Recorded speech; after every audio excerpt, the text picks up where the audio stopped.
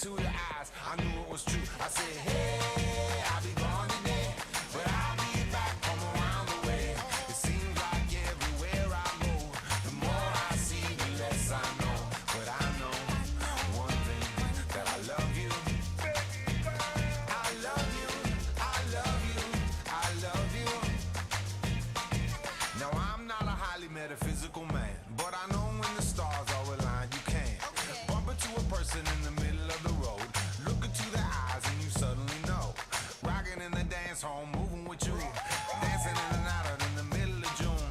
My mama told me don't lose you, cause the best luck I had was you. I said, hey, I'll be gone today, but I'll be back from around the way. It seems like everywhere I go, the more I see, the less I know. But I know one thing. I know. Good morning, everyone. Good morning. Go ahead and get your coffee and find a seat. Welcome to Christ Episcopal Church on this beautiful, warm Sunday morning. It is so good to be with you, and I want to say welcome to everyone who's watching us online, on Facebook, or on the Christ Church app. It is so good to be with you wherever you are watching from. Today, we are in for a treat. We have a great conversation coming up for the next hour called Foundations of a Healthy Relationship. And so I want to introduce the other folks on stage with me and then kind of set the frame, set the stage a bit for what we're going to talk about today, okay? So Lisa Cashion is a licensed counselor, life coach, and wellness educator. She has worked as a chaplain and is trained in spiritual direction. She is currently an adjunct professor at Queen's University, having lots of fun teaching the psychology of religion. She is a long-term Christ Church member, joining about 30 years ago with her husband, John. They have 3 adult children who have taught them most of what they need to know about relationships. And we're also joined by the Dr. Matthew Alexander, who is a licensed practicing psychologist who specializes in couples counseling. He's been in private practice for over 40 years. Concurrent with his therapeutic work, Dr. Alexander was the director of behavioral medicine in the Department of Family Medicine at Atrium Health prior to his retirement in 2020. In that capacity, he taught practicing and resident physicians, as well as medical and graduate students. He's the author of multiple professional articles and the lead editor and author of 2 textbooks on cinema education, which refers to the use of using movie clips to educate professional learners. He is an emeritus professor of family medicine in the Department of Family Medicine at the University of North Carolina Medical School and is a frequent public speaker on topics such as relational health and well-being. Dr. Alexander has been married for 29 years and has 2 adult children. So please welcome Lisa Cashion and Matthew Alexander. Thank you. Thank you, Connor. Glad to be with you. Thank you. Yeah. So today is a conversation that's brought to you by the Center for Wellbeing and Care. So I just want to say a bit about the center, and then we'll focus in on relational well-being, which is what we'll talk about today. So the Center for Wellbeing and Care is a dedicated space right around the corner upstairs that focuses on well-being for the whole person, rooted in the Christian faith. We look at 6 different areas of well-being in the center: spiritual well-being, emotional and mental well-being, relational well-being, vocational well-being, financial well-being, and physical well-being. And that is a pretty broad set of topics, but we think that really covers the whole human experience there. And we all know that if one of those areas of well-being is out of whack, the whole thing shifts. It's like a mobile that hangs above a crib, right? If one of those things gets out of whack, the whole thing comes unbalanced. So the Center for Wellbeing and Care provides classes, workshops, retreats that cover all of those topics. But today we're going to talk about relational well-being. So I want to give you the definition as we see it in the Center for Wellbeing and Care. Relational well-being involves establishing and maintaining healthy, meaningful relationships with oneself, with others, and with the larger community. So hopefully, as you can see in that definition, when we talk about relational well-being, it's not just romantic relationships between partners. It's not even just family relationships. When we talk about relational well-being at Christ Church or in the Center for Wellbeing and Care, we're thinking about any of the ways that we're called to be in community. kind of with ourselves and the various parts of ourselves, but also with the people around us. I have a friend who says that if God wanted me to be alone, he wouldn't have created all of you people, which is a good reminder, right? Creation is not finished until there's two, until there's humans that can interact together. So what we're going to look at today are what are the foundations for a healthy relationship. A lot of our time will focus on romantic relationships and partnerships, but we'll also look at friendships, family relationships, and all the ways that human beings come into contact with each other. Because when human beings come into contact with each other, a lot of times it's beautiful and life-changing and profound, and sometimes there's friction. And so we want to talk about some of the foundations that we can use to improve all of our relationships, okay? Does that sound good? Are y'all in? Okay. Well, thank you for being here this morning for this conversation. So the first place I want to start, because this may be on the mind of some people, there are two marriage and family therapists or counselors up on stage and a priest. And so you might be thinking, oh my goodness, what have we gotten into? You might be here because your spouse or partner said, we need to go to this conversation, right? And so I wonder, what are some misconceptions from y'all about counseling and couples counseling in particular? It's a pleasure to be here, and I'm happy to talk about this topic. And one of the main misconceptions that people have when they come to a couples therapist is they expect me to take sides. And so I have to tell people that I'm not a judge. I don't take sides because there are two sides to every story. It doesn't necessarily mean they're both equally accurate, but that takes time to really develop and look at. So I'm not going to be a judge. I'm also not a magician. It takes a lot of work. And I'm not a messiah. I have to work on my marriage as much as anyone else. The other misconception, I think, is that it's just talking. And actually, it's more than that. It's facilitating the right conversation for couples so that they can understand the fight behind the fight and providing them with the skills so that ultimately they can resolve their own conflicts so they don't have to keep coming back to me. Yeah. Very good. Yeah, and the three of us got together last month and we had so much fun talking. We thought, gosh, if we can just bring that energy to the group, isn't that going to be great? One of the misconceptions that I find is that people think that you only go to counseling in a crisis.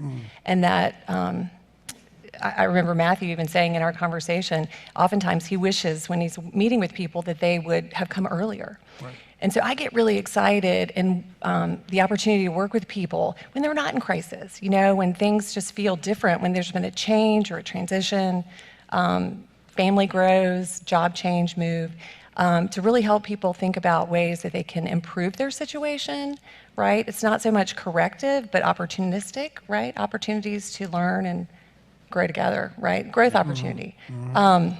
I also try to be relatable as well. And I remember the first time I went to a couples counselor, myself and my husband, and we were sitting on this sofa across from the counselor, and I remember thinking, I felt like I was in the principal's office, And so I always tell people, I'm not a principal, right? Yeah. This is your life, this is your relationship, and all I can do is try to give you tools to try to work together, but I can be an interpreter too, and help people understand each other better. Yeah. Right. Yeah.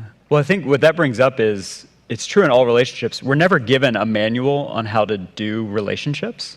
We're just kind of put in situations. We're born into a family, and we have to kind of figure out what that means and who are these people and how do they all interact. And we're put in a school, and so we kind of develop a social group. And a lot of it is trial by fire and kind of learning as you play the game.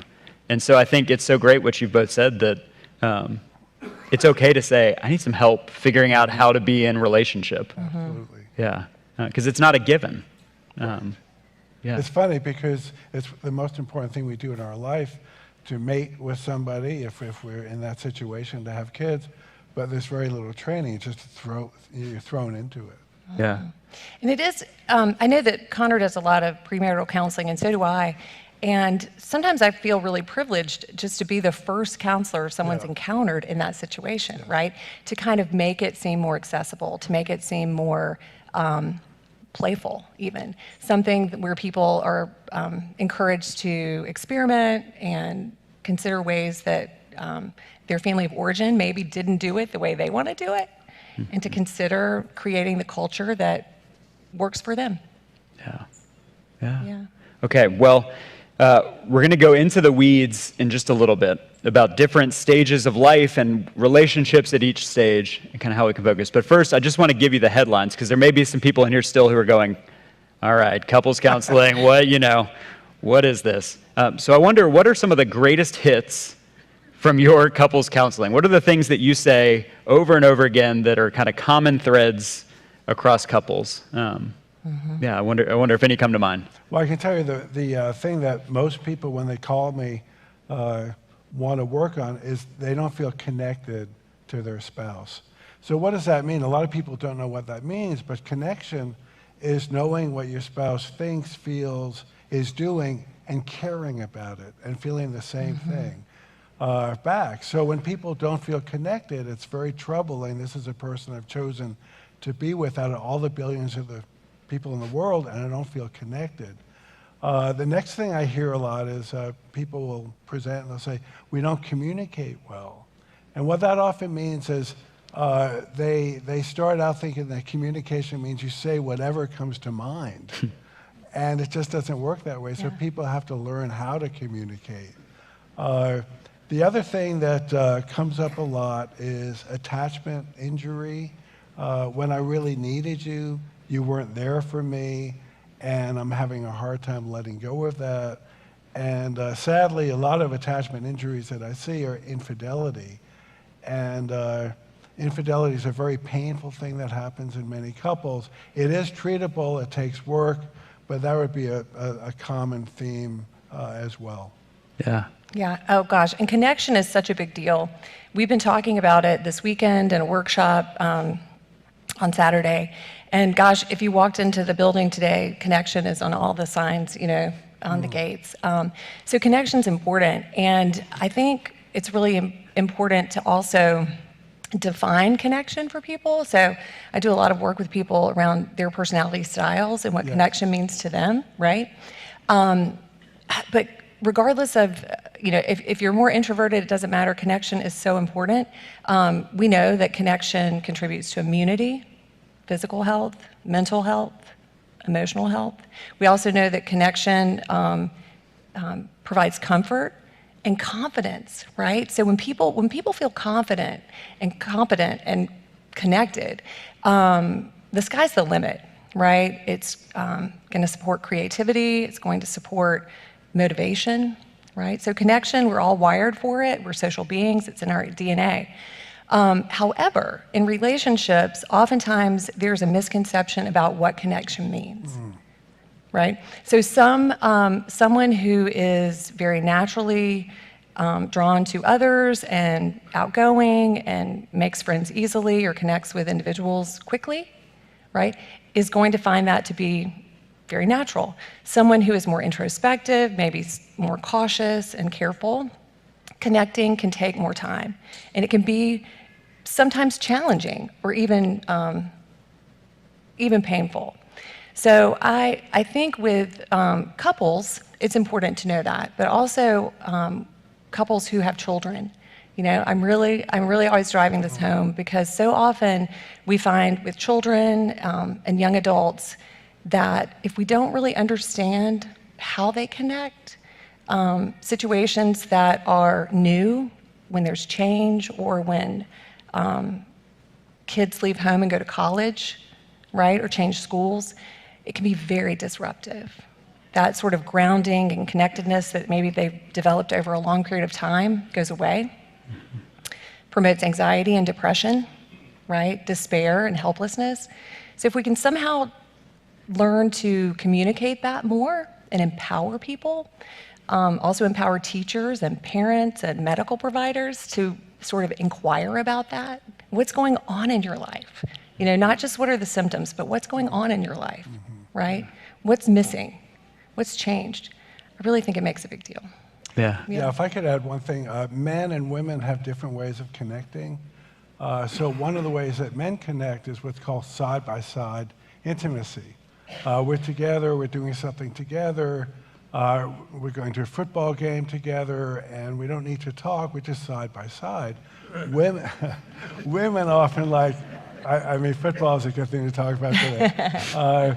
But then there's eye-to-eye intimacy where tell me what you're thinking, tell me what you're feeling. That's very important too.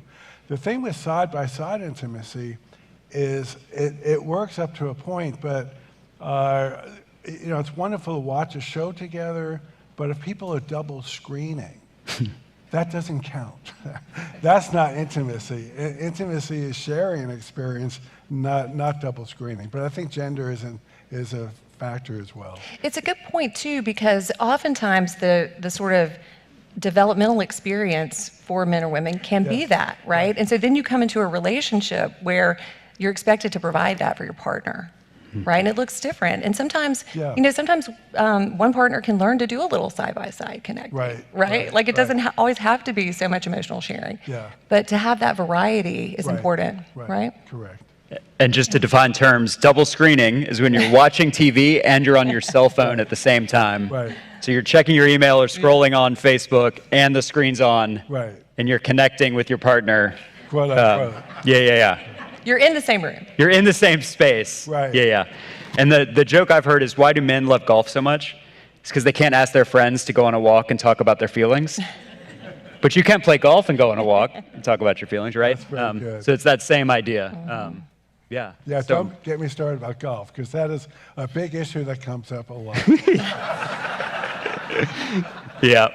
Yeah. We'll get there. Yeah. You won't have to turn in your golf clubs at the end of this talk. I wonder, so focusing on that, kind of personality types are real, and there are real differences. I think that is so important to understand in relationships, because there's this, and we'll talk a bit about the kind of soulmate myth that I've found my person, and we see eye to eye on every single thing. There's kind of a working theory that I have that you will be in a romantic relationship with your opposite on certain things. But I read recently in a book, a theologian was talking about the primary thing in relationships that we have to do is forgive the other person for not being us. Oh, that's great. That over and over again, we have to forgive our partner, forgive our friends, forgive our children for not being us. Because that's really what ultimately, that's all the information we have, all the experience we have is how we interpret things. But if you've been in any relationship with anyone for any amount of time, you realize, they see things differently.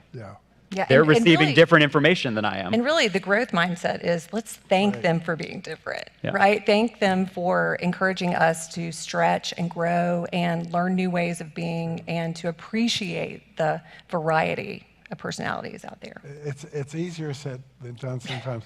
So when we're going on a trip, I start packing 5 days ahead because I don't like stress. So I'm packing ahead, and I know that the night before we leave, my wife's going to be up all night packing. And I could be really critical and say, why do you do it this way? And then I just have to accept this is how she does it, and she's more spontaneous than I am, but I'm a little more organized than she is, and it works. But acceptance is really important. Yeah. One of the things we talked about this weekend also is not just personality styles, but learning styles, right?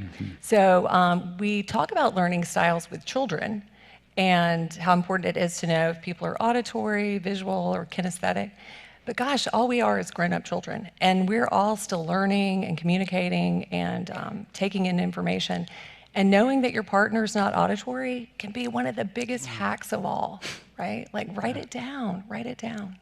You know? So all these little things that we just assume, like you said, about other people being like us, it's not always true. No. Extroverts, introverts, that's a common pairing as well, and have to learn how to live together. And there are ways to do that, but it's very important to respect the differences. Yeah.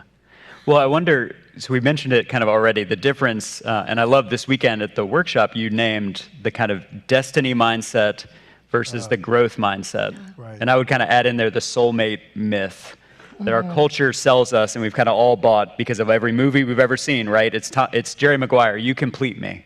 Right. So I found my person, you complete me, everything's great, you're all I'll ever need, right? And that's the kind of destiny mindset. I wonder if you can talk about the... Sure. Yeah, it is romantic to think that we found our person, they complete us, that, there are these complementary attributes that really work. Maybe one person is really cautious, the other is carefree, so we make a great pair because we balance each other and keep things moving along. But really, it's important to think about having a growth mindset, and that the relationship is an opportunity to grow in ways that independently you might not. But it's important to really appreciate that, right? Because otherwise we see these differences as causing friction. Great point. And then we become sort of resentful or maybe even regretful. So a growth mindset, I don't know any plant that grows without, some kind of conflict or some kind of like difficulty or change. And we're organisms too. And so when we're growing and we're changing, there's going to be a little tension, right? It's not going to feel easy all the time, but it's usually worth it. Yeah. So I once saw a relationship comic, and this guy, his whole shtick was jokes about relationships. And at the end of the show, he said, "Let me give you all a tip. I'm going to get serious now. If you want to have a long-lasting marriage, marry somebody you like and learn to love them. Because if you marry someone you love, the fall from grace is going to be so big." And so that's the challenge with the soulmate, is one day you're going to wake up and say, God, they're human, and that's pretty hard to deal with. Yeah. I have a friend who says that his marriage didn't start until 3 years after the wedding, because that's when their illusions about each other actually fell away completely, and they realized the relationship they were actually in. And again, in movies, we never see that part. Yep. And it reminds me, Matthew, of something you said the other day about sort of what people imagine when they're first dating, and sort of how they put their best face forward, right? Right. Yeah. When people, this is a universal story, which is that when people meet someone that they wind up marrying, the first time they meet, they talk all night. I hear that over and over again, and that's a wonderful thing. But the only reason, well, not the only reason, but the reason that works is because people are leading with what they have in common. You like Steely Dan? I love Steely Dan. You like to walk in the park? I love to walk in the park. But if you said, I like Steely Dan, and the person says, what? Who's Steely Dan? I like Grand Funk Railroad. Who's Steely Dan? That's probably not going to go very far. So it does start out with sharing what's in common. And then over time, you have to realize that, no, we're not exactly the same, what you said before about, we didn't marry ourselves. Yeah. Well, and when Matthew was talking about that, I think it's also important to think about our culture now. So many people are meeting in through social media or through dating apps and that kind of thing, which is a very curated presentation of self, just like any other social media platform. And so to really think about what it means to get to know someone beyond that sort of initial. It's not that it's necessarily superficial, but it is very limited, right? So how to realize that there's a lot more to learn about someone than sort of what they put forward. Yeah, it's true. I mean, the first stage of relationship is, I can't believe I found you. Out of all these billions, I can't believe I found you. Unfortunately, after about 2 years, it's, I can't believe I'm stuck with you. That's exactly right, yeah. And I see this applying to friendships too, and kind of even family relationships, that this destiny mindset locks you in to this version of the person, right? And I tell couples before a wedding that over the life of your marriage, you'll be married to 5 different people, and it will all be the same person. Because humans just grow, and we evolve, and we change. And it's the same with friendships, right? The friends that you had in college, if you all are exactly the same and no one has changed in your 40s, 50s, 60s, you're probably not that fun to be around for anyone else but your group of friends, because, right, we have to grow, we have to change. And I think there's some grace in relationships to let, not only in romantic relationships, but in friendships, to let people grow, let them change, and I've experienced friendships that have ended because we have just grown kind of past each other, or I have grown and they have not, or they have grown and I have not. We had Marissa Franco here, who has written an incredible book on friendship. And I think the statistic she gave was every 7 years, 50% of your friends turns over. Well, that's interesting. That And we don't really think that way because we think, well, I have this college friend, I just have to be friends with them forever, even though they make me miserable.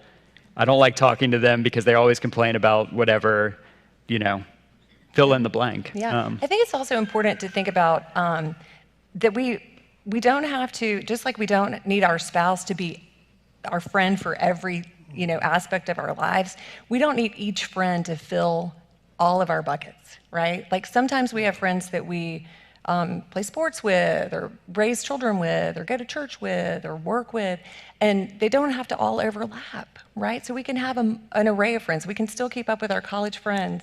We just, we have certain aspects of ourselves that we share with them, and it's just not everything. Yeah. So the next thing that you brought up, Lisa, I think is really important, and it's kind of in the weeds a bit on communication. So the destiny mindset, which I think unfortunately is in a lot of our relationships, particularly our romantic relationships, kind of holds that this is my person, we're soulmates, it's destiny that we're together, so there can't really be any friction. Because that goes against the Disney movie narrative, right? Because Prince Charming and Cinderella never fought. Right? They just found each other, and it was sunshine and rainbows, and the mice sang, and it was just great. And the birds helped with chores, I guess, so that probably is why there wasn't any friction. But in actual relationships, where again there's two humans who are not the same people, there's necessarily friction, and that isn't a bad thing on the surface. There's some ways that it is. Right. Well, every relationship is going to have friction. We know that, right? It's just we're not the same people. We're going to have disagreements. We're going to have misunderstandings, differences of opinion. That's normal, right? It's actually good. It's good for us to be challenged in our relationships. Where that can sort of go south is when one person is communicating using contempt, right? Or demeaning, right? Sometimes we find that communication stalls because one person is basically fearful of sharing what's really going on, some internal conflict. One of the things I like to talk to people about is kind of connected to this, is the difference between sharing something that's hurtful and hard to hear. It's a little bit complicated to think about, but I think an easy way to start is to think about delivering bad news, right? So delivering bad news is uncomfortable because we know it's going to cause someone else discomfort, all right? So telling someone about an illness, even having to tell someone about a diagnosis. If I had to tell you that a tree fell on your car, it's not like something I'm glad to tell you. It's going to make you unhappy. Telling you that I didn't close a deal or something like that. It's going to make your partner unhappy. But somehow we know on a deep level that we're not personally responsible for causing that discomfort. Where that can get tricky is that oftentimes people have internal conflict that they need to share with their partner or someone else in their family. I'm uncomfortable with this financial decision. I don't want to spend the holidays with your family. I'm drowning in this relationship is not good for me. Those are hard things to communicate, and they're hard to hear. But oftentimes, because they feel more personal, we hold back and think that we're hurting the other person by sharing that information. Maybe we're scared of the reaction because there might be anger, fear, disappointment. But it's important to be able to be confident enough and comfortable enough in your relationship to share those kinds of things, because otherwise we're operating in silos. Does that make sense? Yeah, totally. And then, so there is that line, and it's kind of, it's contextual and a little bit blurry for every couple, but there is that line between hard to hear and hurtful. I think that's the nuance of this whole statement is that we don't actually control what's hurtful for someone else. Right. And so what may, in our head, feel hard to hear is actually hurtful. So like belittling our partner, calling our partner names. In our head, we may think, well, that's hard to hear, but this is how I saw it modeled in my family growing up, or this is whatever. So I wonder if we can talk a bit about that. What's healthy conflict and what is kind of unhealthy or toxic conflict? Yeah. I like to think of 3 different types of conflict, and one is called the blow-up. So imagine you're driving down to Gastonia and your spouse is going to tell you what exit to get off, and she daydreams and you go right by the exit. We're all human. We might blow up and say something, really angrily. That's life, as long as you can say later, I'm really sorry I did that. I was just really upset. The second type of conflict is a disagreement. We see things differently, and we're going to argue about that. The interesting thing is every couple I see has the same version of that, and the version sounds like, you're yelling at me. No, I'm not. If you want to hear yelling, I'll show you yelling. Every couple has that fight. It's unbelievable to me. And the truth is that it's an elevated tone, and we have to find some way in the middle to deal with that. But the third type of conflict is the one that you're talking about, and that's when you're fighting. And the fighting is where you start hitting below the belt. Mm-hmm. And the reason you do that is because you're very frustrated. And the best thing you can do when you're frustrated like that is to find a kind way to say, I'm about to explode and I need to take a break. I will come back. That's probably the single most useful thing people can do to avoid the fight, because fights tend to push people away and they get harder to repair. Yeah. Absolutely. Yeah. And just going with what Matthew's talking about in terms of that feeling of frustration, we often think of frustration as an emotion, but it's a physical sensation, right? So if any of us can really imagine what it feels like to be frustrated, yes, it's an activation of your nervous system, right? And so we're learning so much more about that. There's this famous story, I guess, from the Gottmans about putting the heart monitors on the fingers, if any of you had those, during COVID. A lot of people had those heart monitors. And that you can look at a person and maybe observe that they're very calm and collected, don't seem agitated at all. Meanwhile, the heart rate is through the roof, right? So we can't always tell when people are activated internally. And so being able to communicate, just like Matthew's saying, to say, I'm really frustrated, feeling overwhelmed, I need to really kind of step away. There needs to be a promise to come back. That's very important. right. But really getting in control of ourselves is the only way to communicate in a healthy way, right? None of us can really focus or be calm or be considerate when we're super activated. Right. And some people have a code word to allow, puppy dog, porpoise, honey, but you need a pattern interrupt to get you out of that space. Yeah. And I think with conflict, the distinction in my mind between healthy and unhealthy conflict is the goal. Yeah. Mm-hmm. Right? So the goal of healthy conflict in a relationship is to eventually grow closer. We don't see eye to eye on this. I want to be eye to eye. I want to at least understand where my partner's coming from. Conflict is going to get us there. I think the unhealthy conflict is when the goal is not to get closer. The goal is to be right. Right. The goal is that my point of view is right, my view is right. And I often tell couples, there's every day in a marriage, in any relationship, you're given the chance to decide, do I want to be right or do I want to be married? Yeah. It's a good one. And you get to choose, right? But I think that's because raising your voice in a healthy conflict, when we see we're going to come back together, that's fine. Raising your voice because I know I'm right and I think you are, an idiot, and I'm going to say that to you, to exert power and control or whatever, that's a red flag. That's a kind of, For sure. danger zone. And another point, too, is that if there is intention to cause pain, not just to be right, but to cause pain, and we all know what that feels like, when you say something because you mean it to sting. Yeah. Right? We all do it. But that is hurtful, right? That's not the hard to hear thing. That's hurtful. But when we're communicating something that's hard to hear, often that comes in the form of an I statement. I'm feeling uncomfortable, right? I don't want to participate in that activity anymore. I'm putting up boundaries around something, right? That's hard to hear, but it's not hurtful. So that's another kind of rule of thumb. Great point. What's hard for a lot of people to do, though, is to identify the emotion that they're feeling. So we know that you statements are good or not good, and people get around that. They'll say, well, okay, let me tell you what I feel. I feel like you're not listening to me. Yeah.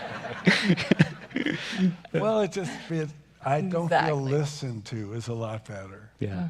I think that's so important to name. So one of the things that is so beautiful about particularly romantic relationships, any kind of deep, true friendship, familial love, is that you can be vulnerable with someone, they see you and love you anyway, right? Like that is the turning point. That's why we fall in love. That's why we have connections with people. They see you and love you anyway. That you can be vulnerable with them and they don't run away screaming or they don't go tell everyone about your vulnerability. They see you and they love you. So I think that's why emotions get so heightened. And when you feel like there's something I need to say, but I'm scared to say it because I no longer trust that I will be seen and loved anyway. Right, or that the response will be what you're hoping for. Right. And sometimes it won't be. Right. I do like to tell people it's better to know than not know. Yeah. So sometimes asking hard questions, and hearing something you're not excited to hear can be hard. Sometimes you hear something that you couldn't even imagine. It's so great. I think so. I also think we were talking about this weekend too, that it's so great in relationships to feel seen and loved anyway. It's also so great to be in relationships and be seen and be valued, right? So a partner who sees your potential, wow, that's the best, right? A partner who sees all that you're capable of and makes you feel capable, right? So they truly see you in ways that maybe other people don't. It's very empowering. Yeah. Can I give you a big fancy theological word? Okay, I can't promise this is the only big fancy theological word today, but the theological term is imputation. Imputation. So in the Christian faith, we say that Christ has imputed righteousness to us. We were not righteous. Christ has said we're righteous, and now we are. In relationships, you can impute things to your partner. They may not feel confident, but you see the spark of confidence in there, or you see a gift. And by having a trusted, loving partner or friend say, yeah, you can do this. That job you were just offered that you don't think you're qualified for. Yeah. No, this is exactly what you can do. And suddenly it feels like you put on, a superhero cape, right? Like you're like, I think I can because my uncle just said I could, or my friend just said I could. My partner believes in me. Right. And then you kind of fake it till you make it and you step out there and realize, oh, it is true. Yeah. Celebrating each other's successes is as powerful an intervention for a couple as learning how to communicate. Yeah. So I really like what you're saying. Yeah. So I think the last thing on that, and then we'll start looking at some life stages. To that idea of vulnerability, I think this is where one of you just said that the person who's venting a big emotion may not actually know what they're what they're feeling. Right. And that's something I just want to talk about, particularly with kind of raising your voice. And I'm going to speak from my own experience to the men in the room as a man. I heard a quote on a podcast recently that said, 90% of male rage is helplessness masquerading as anger. 90% of male rage is helplessness masquerading as anger. I don't know what to do. I feel helpless. I feel like I can't solve this problem for my spouse or my child or my neighborhood. And so it just comes out sideways. And so some of this relational health stuff is we have to do the internal work. Yes. And to be in a trusting relationship with friends or with family or with a partner where we can say, I don't know what I'm feeling right now, but I don't like it, or it feels bad, or, right? And it may sound super elementary, but the feeling wheel that you can get, this big, colorful wheel of all the feelings, I mean, it makes you feel like a kindergartner. I'll speak for myself. I feel like a kindergartner when I'm like, what am I feeling? Okay, go to the circle. Right. I'm feeling angry. What kind of anger is it? Great point. And suddenly, when you have that language, it deflates what would have just been a blow up, and would have just been, That's deflated. Also, I think it's important to know that most emotions originate in the body. I mean, I can't really, I say most because I can't think of one that doesn't, but there might be. And so oftentimes what we have to do is notice the physicality first. What's the physiological experience? And then try to connect it to an emotion. So oftentimes we react out of this physiological experience that we're having, where our nervous system is activated. We haven't even connected yet what the emotion is. You know, we don't know if we're angry or disappointed or despairing or excited. Sometimes we're excited, you know. But it's important to connect those so that we slow ourselves down and try to identify. Another tip I like to, well, we use this a lot in my family. When people get activated, it's really a good exercise to, or just a hack to say to yourself or say to someone in the room, it's not a crisis, especially if it's not a crisis. Sometimes it is a crisis, right? But we need to reserve that activation for times when it really is a crisis. Usually it's not, but we might have trained ourselves to go from 0 to 10, right?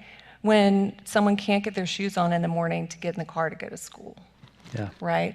Or when someone forgot to pay a bill. Or when someone, I don't know, was running late or packing at the last minute, right? It's not a crisis. Yeah. Yeah. Yeah. And that can help. For those of you who like technology, there is an app called How We Feel that you can download for about 99 cents. It's like a feeling journal online. It's a great resource. How We Feel. Yeah. Nice. And I know a lot of those resources will, and I think we may just jump right into the tactical, you can look back and see when you were feeling a certain way at a certain time. Right. So you can go back and say, interesting, at 5:30 every day during the week, I am furious. What's going on? Right. Oh, I'm on Providence Road, and I'm stuck in traffic, and they've somehow closed both lanes in 100 yards, right? Or you can see, every Saturday morning at 10:30, you know, I'm feeling this way. And you can start to interrogate and go, well, what's going on there? This weekend, Lisa, you said so beautifully, when things go wrong, we're quick to say, what happened? Why did this go wrong? What blew up? When things go right, we don't look back and say, well, what led to this? Which was such a beautiful point. Yeah. You have a beautiful day with your family. And you just say, well, yeah, it's a beautiful day. All right, that's it. Instead of going, well, what made this a beautiful day? What were the components, right? Yeah. And we think about that in businesses too. A lot of times people, you know, might have some kind of success in a deal or, you know, a great year, and hopefully they're looking at what went well. What were the factors? What were the circumstances? What were the external components that we really weren't factoring for, you know, that helped us out? And that's true in relationships too. A good day, a good year, it's not just about us. It's also about the external factors that are contributing. So how can we maximize that? How can we learn about it and use it to our benefit? Yeah.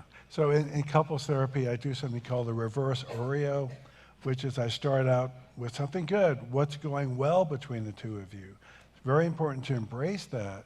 And then we go into what could be going better.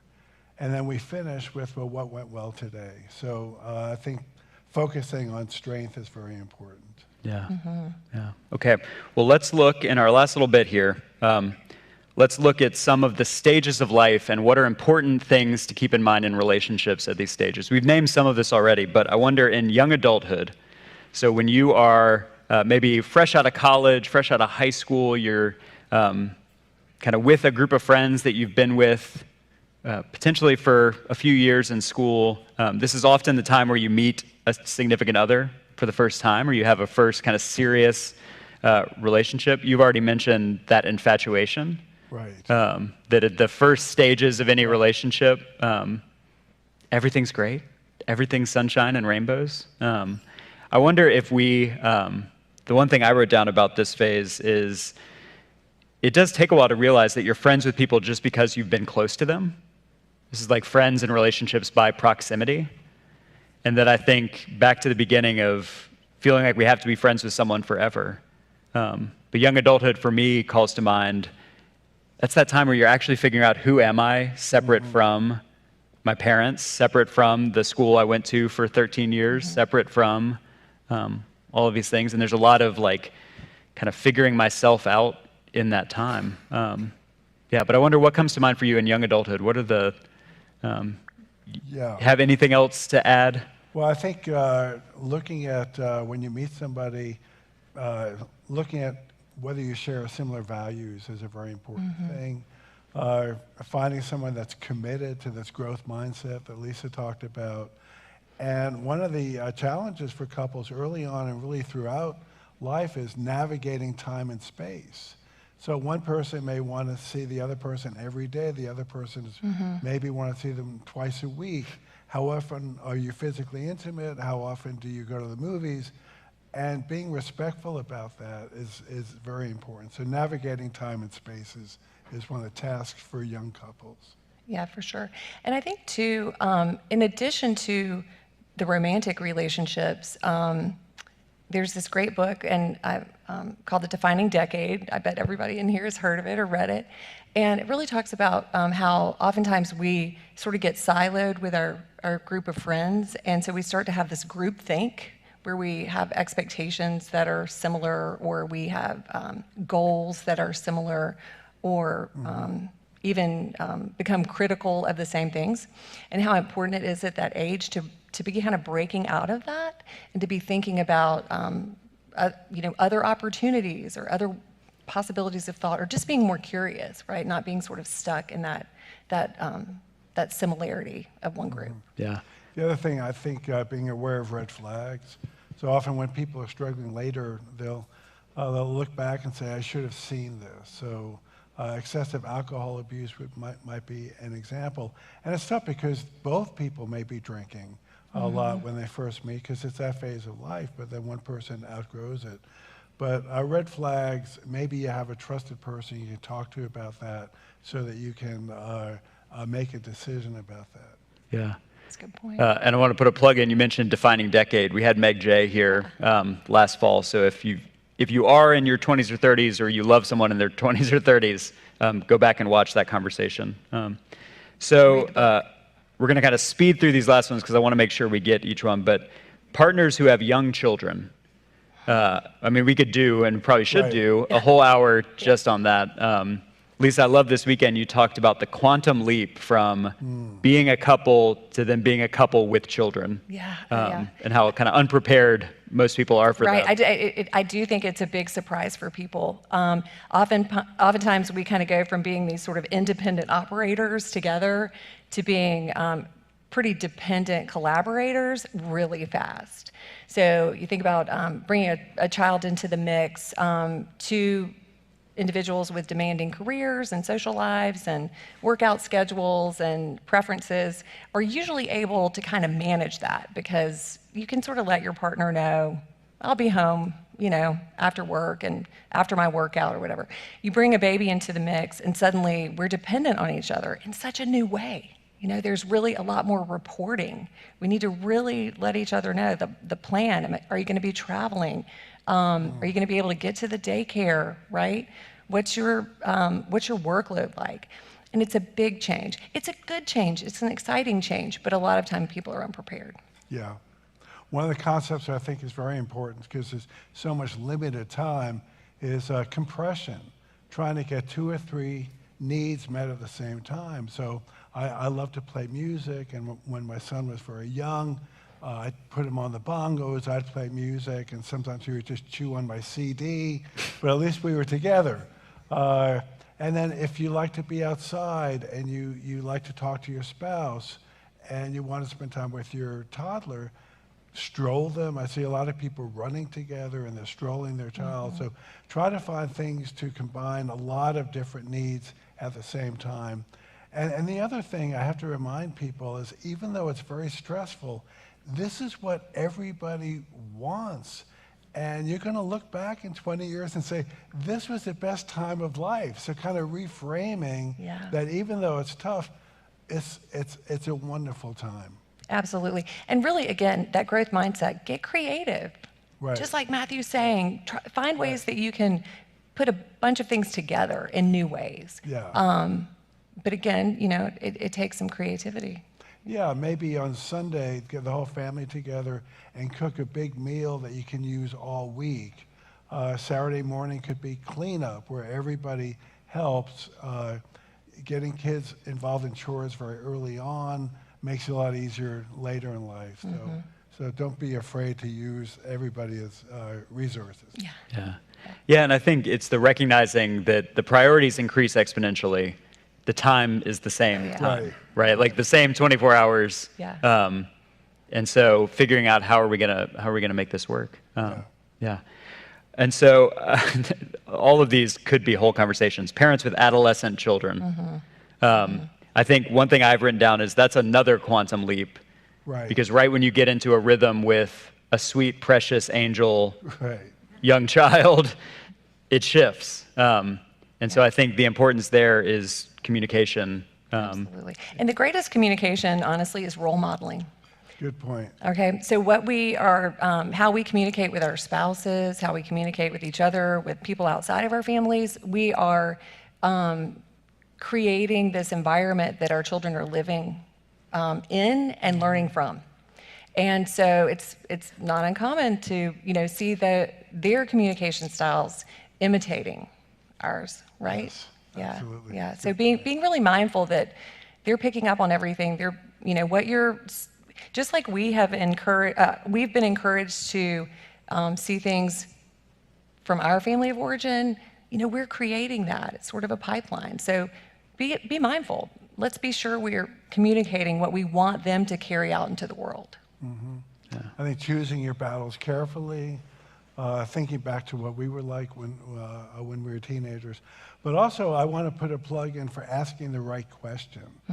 So I think about the keys we have on our keychain. We might have 10 keys, but only one unlocks the door.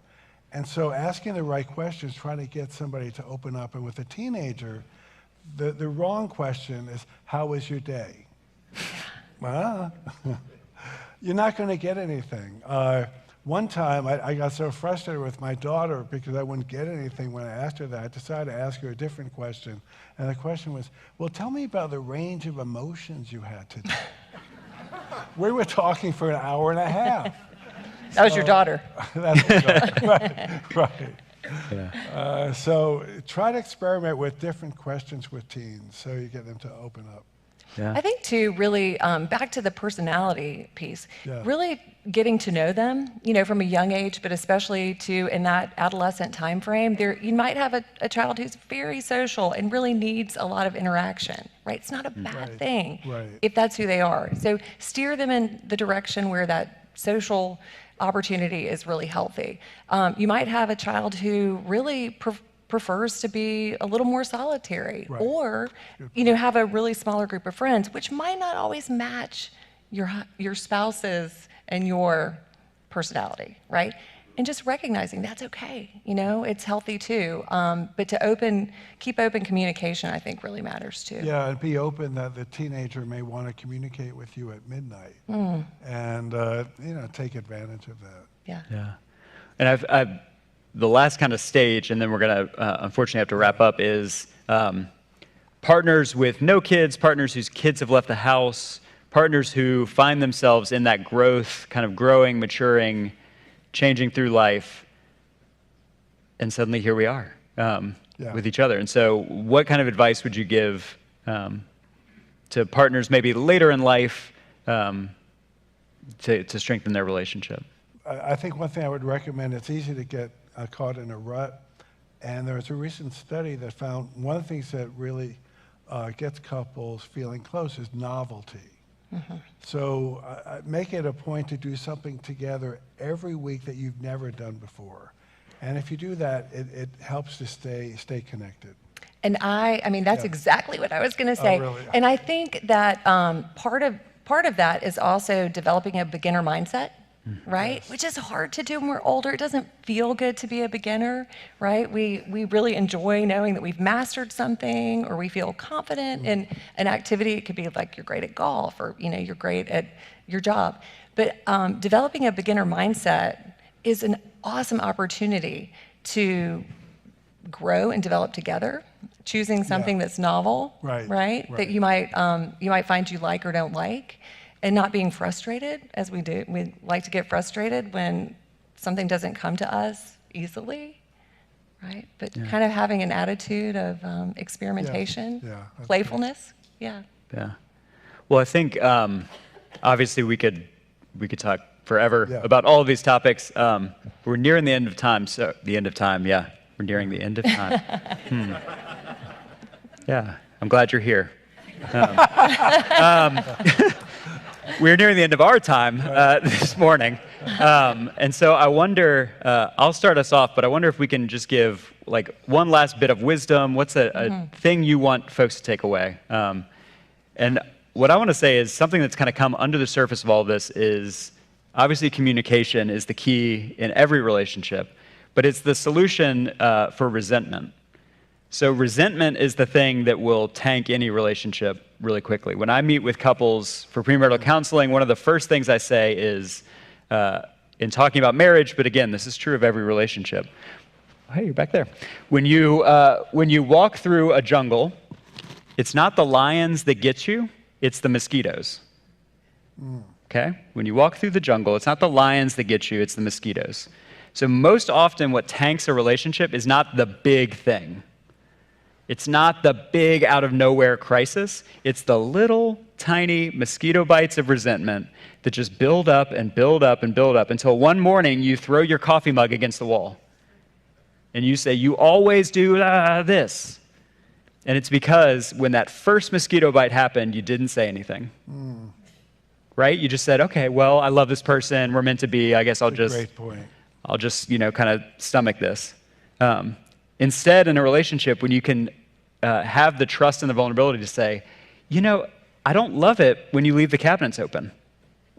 Right. Or, it hurts my feelings when you talk to me that way. I love you so much, but it hurts my feelings when you refer to me this way. Can we talk about that? Then suddenly, you're kind of protected from that little, that buildup over time. Yeah, so that almost would be, like death by a thousand cuts, right? Death by a thousand cuts, Yeah. So I want to end on a note of hope that Harvard conducted this study. I believe the study began in 1935. It's the only study of its kind. It's prospective. It took about 250 Harvard undergraduates and followed them throughout their lives. And they check in every 5 years to see how they were doing. And the conclusion after 75 years was that the secret to happiness was relationships and feeling connected. And that could be connected with our work colleagues, connected with our friends, but certainly connected with the people we choose to spend our life with. And studies about couples that have stayed together through all these different stages show that they really are very happy looking back over all that they've gone through. So I think that is what I would want to leave as hope and the importance of relationships. And I think part of succeeding is what Lisa refers to as a growth mindset. This is an opportunity to become a better person, a more spiritually evolved person, and a more psychologically grounded person to be working on your couple. Absolutely. And so just to add on to that, I think it's important to know that every relationship is a work in progress, right? So we can't sort of arrive at this place where we've figured it all out and there's never going to be any more conflict, there's never going to be any more discussion even about decisions. Right. But instead, really adopting that growth mindset or that awareness that we're going to be going through things for as long as we're in relationship with a person. The exciting part is that developing tools and having ways that you approach it with empathy, always empathy, compassion, and your own set of self-confidence and self-awareness too, that you can navigate and you can weather any storm together. As long as you have those tools. But don't think you're ever going to get to a place where there's never a challenge. Good point. Yeah. Okay. Well, thank you all so much. Can we have a round of applause for Lisa and Matthew? Thank you. Thank you. And I just want to thank all of you for being here and everyone who is watching online. As a reminder, the Center for Wellbeing and Care is here. There'll be more programming coming. This weekend we had our first Cultivating Love That Lasts workshop, so stay tuned for more events like that. I hope you all have a wonderful Sunday. Thank you so much. Thank you. Well.